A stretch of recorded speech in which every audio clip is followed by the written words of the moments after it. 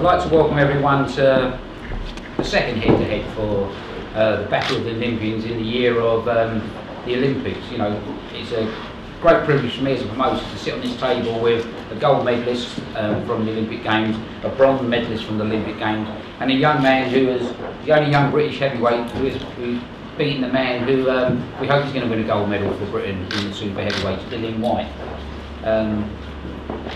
Everyone knows everyone, so I'm not going to spend a lot of time talking. Just to tell you, the show is the Liverpool Echo on October the 13th. I listened to these two talk yesterday. I know we're going to be in for a great fight. It has 3 title fights on there, all featuring Liverpool boys. It has a great undercard featuring Dillian Whyte, a young heavyweight, Matt Skelton on there, and a host of Liverpool fighters. With that, I'll just throw the floor open for questions. Harry Holland, who's working here with Audley, David, Franny and Dillian Whyte. So just fire away with your questions. Frank, it seems like you're going to be putting a lot of your power behind Dillian now to promote him. On the advice of this young man who works well with Dillian and Franny, he's a young heavyweight, and you know, to me there is 2 types of boxing in the heavyweight division. Please just give me the heavyweight division, it's easy. David, what was that advice? We haven't worked with Dillian last year. Me and Franny, you know, we just said, you know, we've got potential to go a long way. So we just said to Frank, Dillian's going to do something, so make sure you look after him, type of thing, which I'm sure he will have anyway. And when this man moves on to the world stage, just want to get past this man, I need the next British champion to keep everything in the stand. Is that right? Go on, your third talk. Sorry I'm late today, first thing. Obviously, got off the plane. Bit jet lagged last night, I thought I could make it, so apologies for being late. I know with Nicola Adams fighting for today, I know the press want to be on with it. But obviously, great opportunity for me. Obviously, I've fallen down many times, always found a way to get back up. And as I said, my career was never going to end off TV fighting Ali Adams in a small hall in Brentwood, Essex. And although 2,500 people are there, I had a great time. Really, you know, gave me a real positive support. You know, this is where I'm supposed to be, back under the lights, in a big fight, huge fight. Obviously, David Chisora was a big fight this year, and I think this fight can match that fight. British and Commonwealth title on the line, 2 Olympians, gold medalists, bronze medalists. Obviously, David Price on the way up, hasn't really put a foot wrong. And Mr. Harrison on the way down. What does he have left? Does he have anything left? And being an Olympic year, you're definitely going to see an Olympic performance from me. Honestly, you can say since 2004, Michelle Sissia was the last time I enjoyed myself in a boxing ring. It was the last time I enjoyed myself as a boxer. You know, after that fight, I haven't really enjoyed myself in a boxing ring. In 2011 is really when it started coming back, going back to the gym. And my last fight with Ali Adams was the first time since then I enjoyed myself in the ring. And that's because the training camp, every injury I had when I wanted to come back, came back and plagued me for the last fight with Ali Adams. I basically had 1 week of sparring, elbow broke down, I had to go back to fight, knee was playing up, pec was playing, every injury that I had. But it was like, it was just testing me, do you really want to come back? You say you want to come back. So I almost pulled out of that fight, and then I watched the video of Ali Adams. Before I made that decision, I watched the video of him, and I said, oh my God, he's so bad. If I can't beat him at 30%, 40%, I shouldn't be boxing. So I took that fight as a little test for myself, and obviously coming through that and just the way I felt, how confident I felt, it's just the old Audley's back.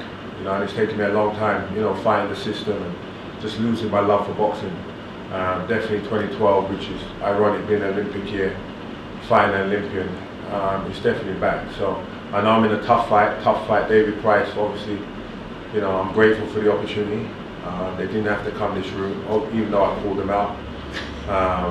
You know, Tyson Fury, I believe would have been an easy option. I think this is the guy in the linear. If you look at Lennox and the people who've gone on Olympics, he's a national champion, Commonwealth Games gold medalist, Olympic bronze medalist. I'm a two-time national champion, I'm a Commonwealth Games gold medalist, Olympic gold medalist. So this is the linear. You know, Tyson Fury, actually he even beat Tyson Fury quite comfortably in the amateur. So, you know, I know what this fight means. And like I've said yesterday, win, lose or draw, 100% I'm turning up. And, you know, I'm leaving it in the ring. Frank, can you just sit back a bit? You're just blocking all the way out of that shot. I'm blocking that side. You are. Thanks, Frank.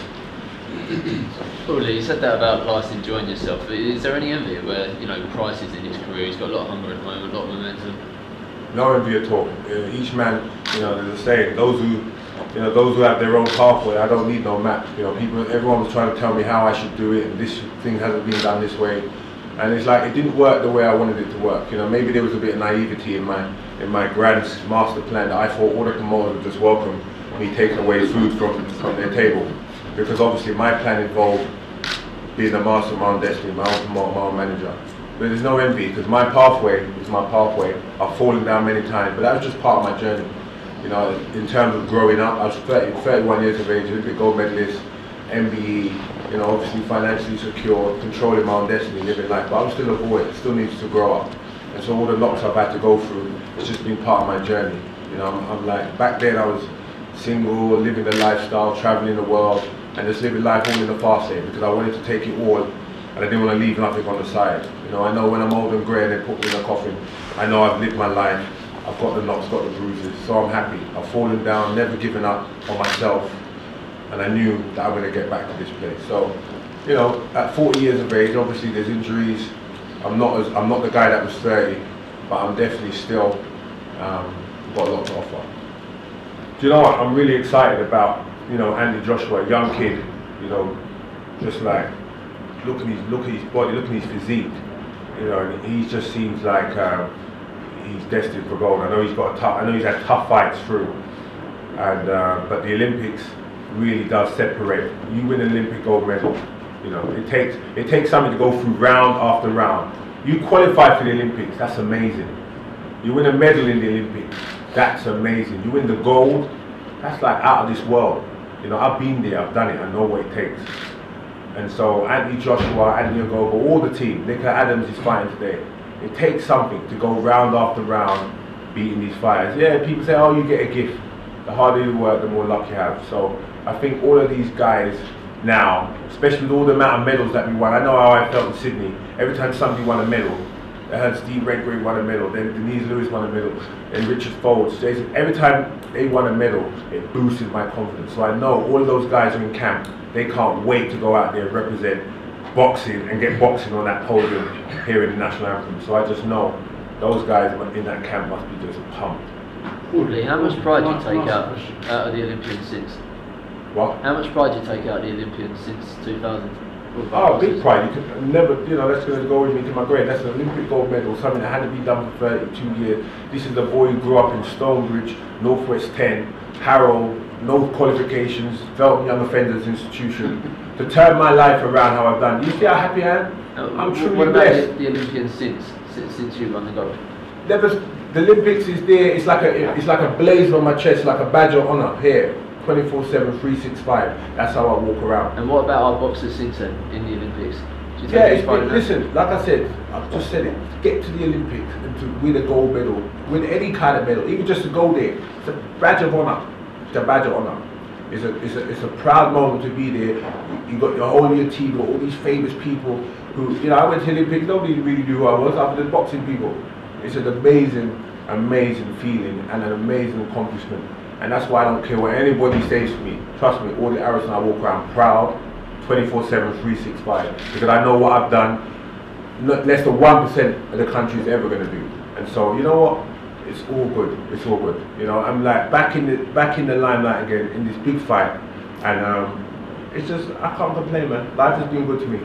Frank, this fight's going to sell out by the sound. I mean, does that not as much to do with David as with Aldi? Well, definitely. I mean, you know, it's a great fight, isn't it? I mean, you know, Aldi talks about being blessed. I think I was blessed. You know, I'm the only English manager to lead an Olympic gold medalist to the world heavyweight title. I'm also sorry.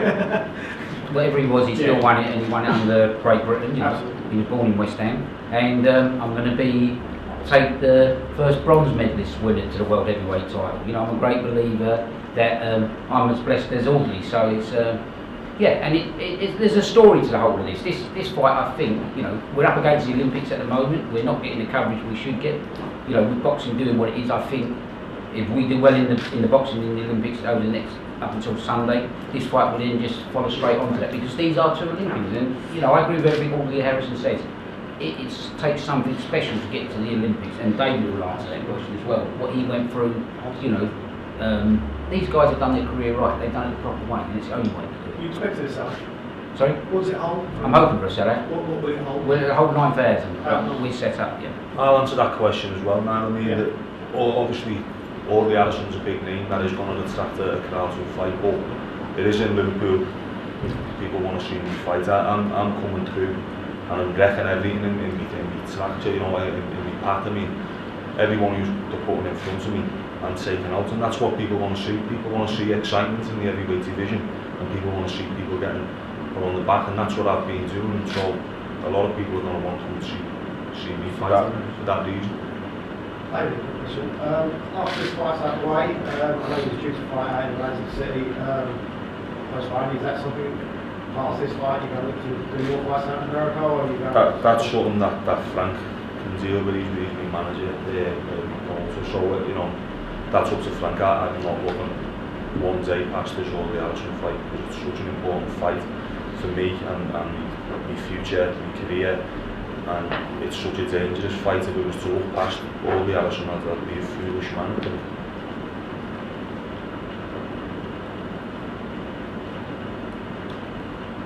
Any more questions? I think that answer, David, really encapsulates what we were saying before. That very sensibly, you are doing the job of management to an experienced person. Your job is to fight, and you're doing your job. It's like, this is a real combination, it's like a man-on-man combination. I'm not the wife. Pardon? I'm definitely not the wife. Sure. Hold it. But it's a wrong room. I've been reading the newspapers then all day. No, but seriously, it's a real compliment. A team working together. I disagree entirely with all this stuff, unfortunately. I'd like to ask you, what advice would you give to Anthony Joshua? Would you say take the Aldi route or the David route? I'll say whatever route he's going to take. I'm hopeful that it's going to be the right route for him. He's 21 years of age. Remember, I turned professional at 29 years of age. Still as a boy, but I'd seen the world, and I'd negotiated the world, and so I took it.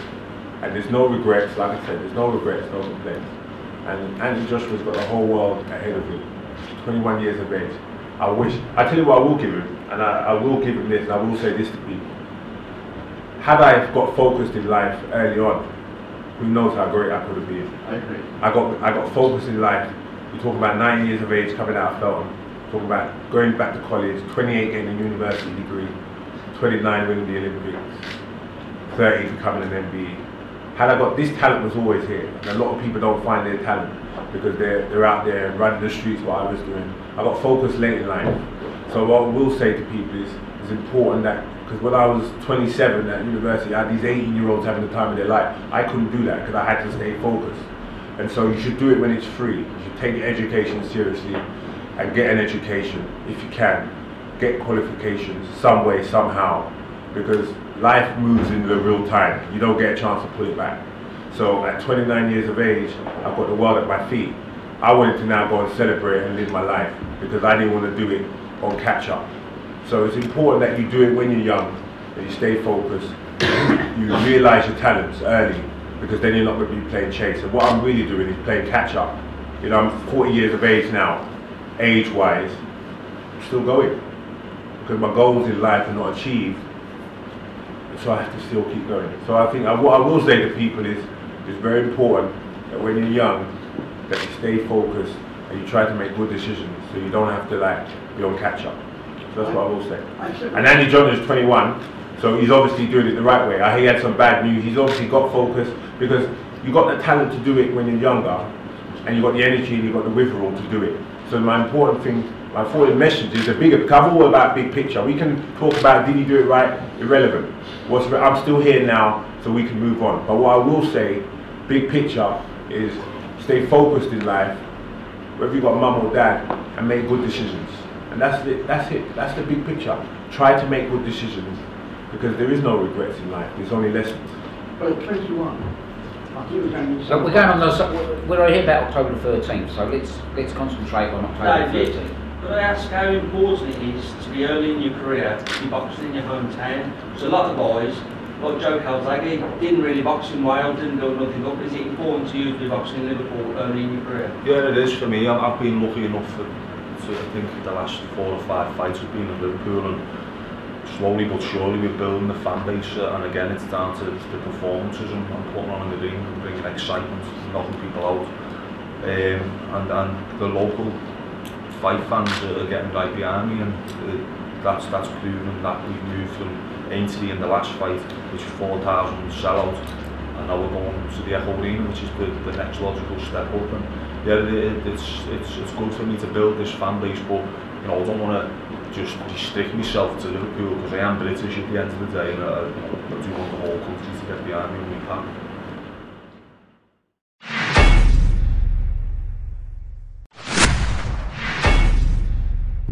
Musso was allocated the driver, and Tarquin as his wingman, and me riding gunshot, so all was going well to entrap the 4 Ronnies. Our instructions from Frank were to stop them from future killings, as they'd gone off the rails and now just killing for pleasure. Ron the Don, Ronnie Dunn, Ron the Sylph, and Ronnie Smith.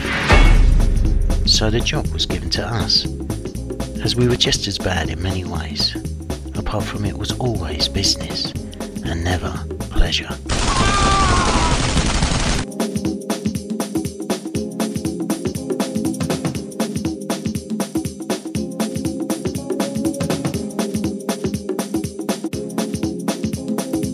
It was in fact do or die, or as my old mum used to say, do that again and I'll nail your hands to the table.